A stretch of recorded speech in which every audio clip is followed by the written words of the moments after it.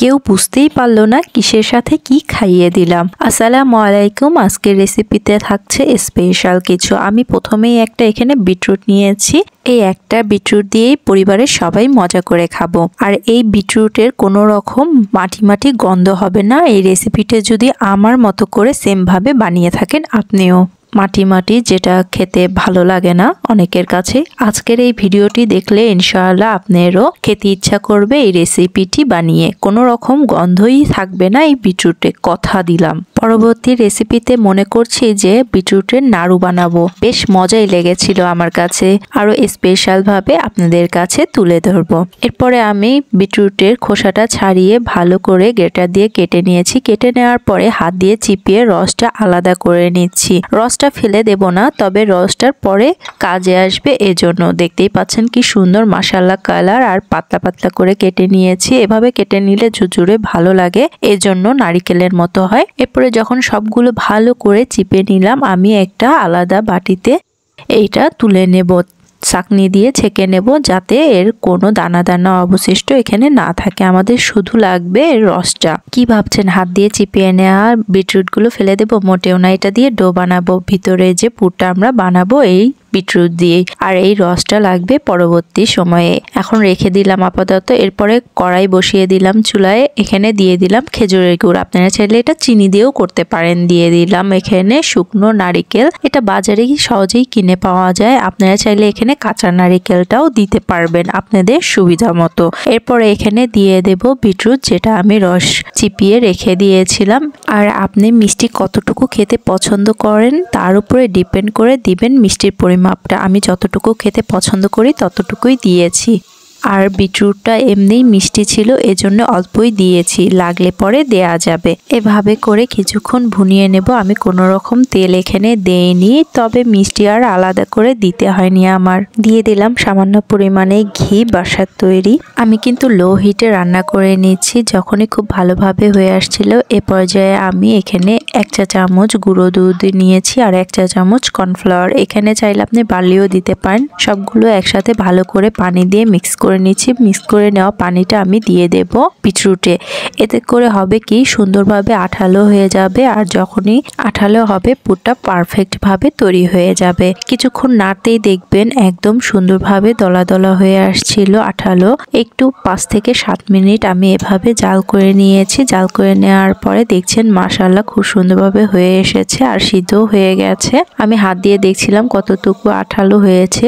দেখি যে না ভালোই আছে। একটা নাড়ু করে দেখলাম যে নাড়ু শেপটা দিলে হবে কিনা। দেখি যে না সুন্দর হয়েছে। এরপর আমি একটা বাটিতে সাইডে রেখে দেব ঠান্ডা হওয়ার জন্য। এরপর চলে যাব পরবর্তী স্টেপে। এখানে কড়াইয়ে দিয়ে দিলাম পরিমাণ মতো পানি, ডোর জন্য যতটুকু দরকার এর আর কি। এরপর দিয়ে দিলাম সামান্য একটু লবণ। এরপর দিয়ে দিলাম চিনি। পানিটা যখন খুব ভালোভাবে ফুটে এসেছে, বলক এসে গেছে, তখনই দিয়ে দিলাম চালের গুঁড়ো। এখানে চালের গুঁড়ো আমি যতটুকু পিঠা বানাবো ততটুকুই নিয়েছি। দিয়ে ভালো করে নাড়ছিলাম নিচে যাতে পোড়া না লেগে যায়। কাজটা দ্রুতই করছিলাম। পরে চুলার আঁচটা কমিয়ে দিলাম। বন্ধ করে দেওয়ার পরে কিছুক্ষণের জন্য ঢাকনা দিয়ে ঢেকে দিয়েছিলাম। 5 মিনিট পরে আবারও খুব ভালো করে মথে নিয়েছি। মথে নেওয়ার পরে সফট একটা ডো তৈরি করে নিয়েছি। এরপরে আমি 2 ভাগে করে নিয়েছি।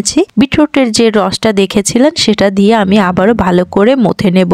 শুকনো আটা হওয়ার কারণে খুব সুন্দরভাবে আটার ভিতরে রসটা সেট হয়ে গিয়েছিল।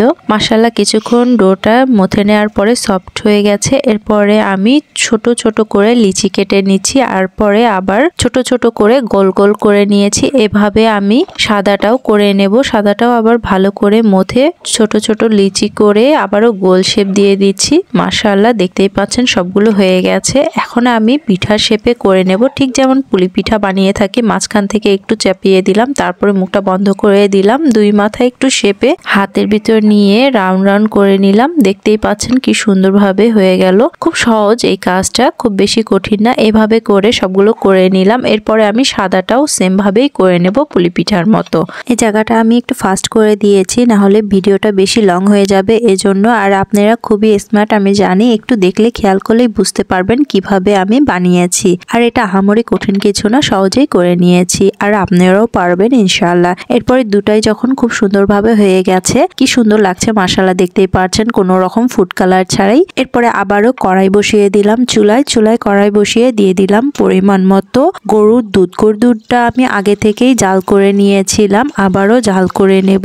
এরপরে দিয়ে দিলাম স্বাদ মতো চিনি, যতটুকু আমি মিষ্টি খেতে পছন্দ করি। এরপর দিয়ে দিলাম সামান্য একটু লবণ। এরপরে দিয়ে দিলাম 3 চা চামচ যেখানে ভরে ভরে গুঁড়ো দুধ। গুঁড়ো দুধটা দিলে ভালো আরো বেশি ঘন হয়ে যাবে এজন্য। এরপর দিয়ে দিয়েছি কিশমিশ, এরপর দিয়েছি এলাচি, ভালো করে গুঁড়ো করে নিয়েছি। এরপরে আমি এখানে দিয়ে দিলাম শুকনো নারিকেল, যেটা ফ্লেভারটা আরো বেশি খুব ভালো লাগবে খেতে। আপনারা চাইলে এমনি নারিকেলটাও দিতে পারেন, আবার চাইলে স্কিপও করতে পারেন। এরপর খুব যখন ভালো করে ফুটে এসেছে দিয়ে দেব পুলি পিঠাগুলো।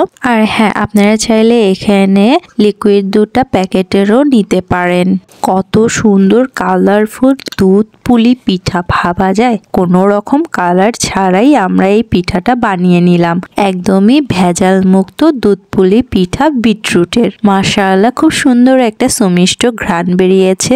এখন এই বিটরুটের দুধ পুলি পিঠাটা কিছুক্ষণ জাল করে নিতে হবে। এর মাঝে খুব মিষ্টি করে একটা আপনার ভালো লাগা প্রকাশ করে যেতে পারেন, আবার চাইলে আপনার প্রিয়জনের সাথে শেয়ারও করে দিতে পারেন এই আজকের রেসিপিটি। আর হ্যাঁ, কে কোথা থেকে দেখছেন অবশ্যই কমেন্টে জানিয়ে যাবেন। দুধ খুব ভালোভাবে বলক এসে গেছে। এ পর্যায়ে আমি এখানে দিয়ে দেব খেজুরের গুড়। ছোট ছোট একটু করে দিলাম, শুধু একটু ঘ্রাণের জন্য। আপনারা চাইলে এটা স্কিপ করতে পারেন। এরপরে ঢাকনা দিয়ে ঢেকে দিলাম 6 থেকে 7 মিনিটের মতো। এ পর্যায়ে আমি চুলার আঁচটা লোই রেখেছিলাম। 7 মিনিট পরে দেখি ঘন হয়ে এসেছে মাশাআল্লাহ। এ পর্যায়ে ভালোভাবে ফুটে দুধ পুলি পিঠা রেডি। এই দুধ পুলি পিঠাটা হালকা হালকা গরম থাকা অবস্থায় ভালো লাগে, আরো বেশি ভালো লাগে ঠান্ডা ঠান্ডা শীতের সকালে ঠান্ডা ঠান্ডা পিঠা। মাশাআল্লাহ, অনেক মজাই লাগে খেতে। তবে আমি বলবো আপনার মন যখনই চাই বানিয়ে খেতে পারবেন এই সহজ উপায়ে বিটরুটের দুধ পুলি পিঠা। আমি এভাবে ঢাকনা দিয়ে রেখেছিলাম, যখনই একদম ঠান্ডা হয়ে গেছে দেখতেই পাচ্ছেন কি সুন্দর কালারফুল দুধ পুলি পিঠা। এখন খাওয়ার জন্য একদমই পারফেক্ট। এর ভিতরে যে পুরটা একদমই দেখতে অন্যরকম লাগছিল। বিটরুটের এই দুধ পুলি পিঠা অনেক মজা হয়েছিল, আমার কাছে বেশ ভালোই লেগেছে। আপনাদের কাছে কেমন লেগেছে বানিয়ে খেয়ে অবশ্যই বলবেন আমাকে। পুরো ভিডিওটি দেখার জন্য অসংখ্য ধন্যবাদ। এই দুধ পুলি পিঠার দুধটাও কিন্তু বেশ ভালোই লাগে মাশাআল্লাহ খেতে। দেখতেই পাচ্ছেন কি সুন্দর কালারফুল, তবে কোনো রকম ফুড কালার ছাড়াই। আপনার ভালো মতামত জানাতে অবশ্যই ভুলবেন না। আজ তাহলে আসি, দেখা হবে নতুন কোনো রেসিপির সাথে। এ পর্যন্ত ভালো থাকবেন, নিজের যত্ন নেবেন। আল্লাহ হাফেজ।